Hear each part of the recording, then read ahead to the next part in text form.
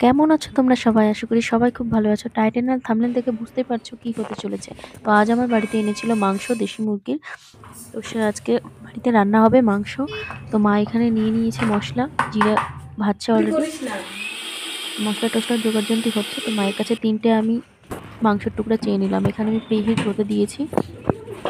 তো এখন আমি করব মাংসের টিক্কা।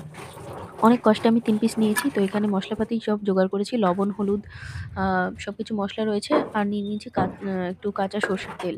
তো সবগুলোকে আমি ভালোভাবে মিক্স করলাম। এবার মিক্স করে আমি সেই মাইক্রো ওভেনে দিয়ে দেব।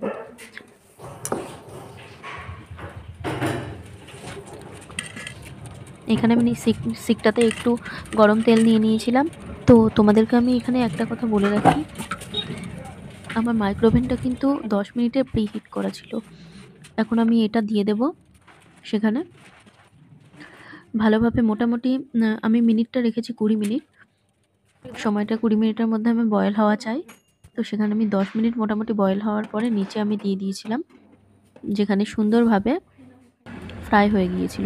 তোমরা দেখতেই পাচ্ছ এটা এখন কি সুন্দর ঘুরছে। এই যে ২০ মিনিট দেওয়া রয়েছে।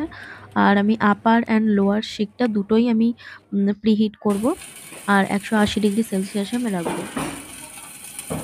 এখানে আমি অলরেডি কিন্তু যেটা বলেছিলাম ১০ মিনিটের পরে আমি কিন্তু এখানে আমি ফ্রাই করতে নিয়েছি ১০ মিনিট। আমার ১০ মিনিট লেগেছে বয়েল হতে আর ১০ মিনিট লেগেছে ফ্রাই হতে। খুব সুন্দর, তোমরা দেখতেই পাচ্ছ এখানে খুব সুন্দর সিদ্ধ হয়ে এসছে, প্লাস হলো ফ্রাইও হয়ে গেছে। আমি এখন এটা খুলবো।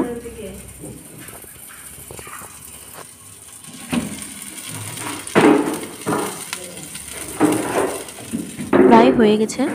এখন বেল বাজবে, জিরোতে চলে এসেছে কাঁটাটা, দেখতেই পাচ্ছ। তো আমি এখন নামাবো। চলো নামানোর পরে লুকসটা দেখানো হচ্ছে।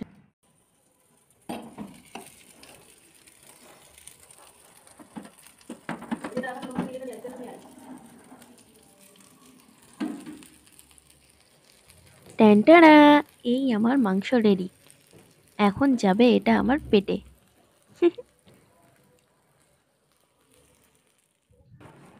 এটা কিন্তু আমি শুধুমাত্র আমার জন্য নিয়েছি। তো কে কে খাবে চলে এসো।